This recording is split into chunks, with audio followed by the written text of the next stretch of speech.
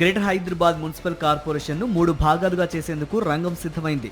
ఇందుకు సంబంధించి అధికారులు నివేదిక తయారు చేశారని సమాచారం. హైదరాబాద్ మున్సిపల్ కార్పొరేషన్తో పాటు కొత్తగా సైబరాబాద్, మల్కజ్గిరి కార్పొరేషన్లు ఏర్పాటు కానున్నట్లు సమాచారం.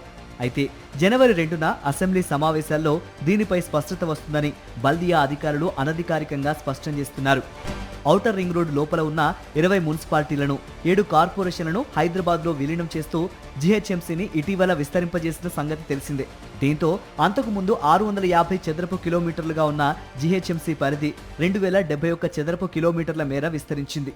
ఈ నేపథ్యంలో పరిపాలనా సౌలభ్యం కోసం జీహెచ్ఎంసీని 3 కార్పొరేషన్లుగా విభజించాలనే నిర్ణయం తీసుకుంది తెలంగాణ సర్కార్. అయితే ఈ 3 మున్సిపల్ కార్పొరేషన్ల పరిధుల విషయంలో స్పష్టతకు వచ్చినా వాటి పేర్ల విషయంలో మాత్రం తుది నిర్ణయం రావాల్సి ఉంది. హైదరాబాద్ కార్పొరేషన్ను ప్రస్తుతం ఉన్న జీహెచ్ఎంసీ కార్యాలయం నుంచి కొనసాగిస్తారు. కొత్తగా ఏర్పాటు చేయనున్న సైబరాబాద్, మల్కజ్గిరి కార్పొరేషన్ల కోసం సరికొత్త భవనాలను నిర్మించాలని ప్రభుత్వం భావిస్తున్నట్టు అధికారులు చెబుతున్నారు. 3 కార్పొరేషన్ల ఏర్పాటుకు కావాల్సిన ప్రక్రియలన్నింటినీ ముందుగానే పూర్తి చేసి, చట్టపరంగా చేయాల్సిన కార్యాచరణ పూర్తి చేసి ఫిబ్రవరి నెలాఖరుకు గాని, మార్చిలో గాని తుది నోటిఫికేషన్ ఇవ్వనున్నట్లు సమాచారం.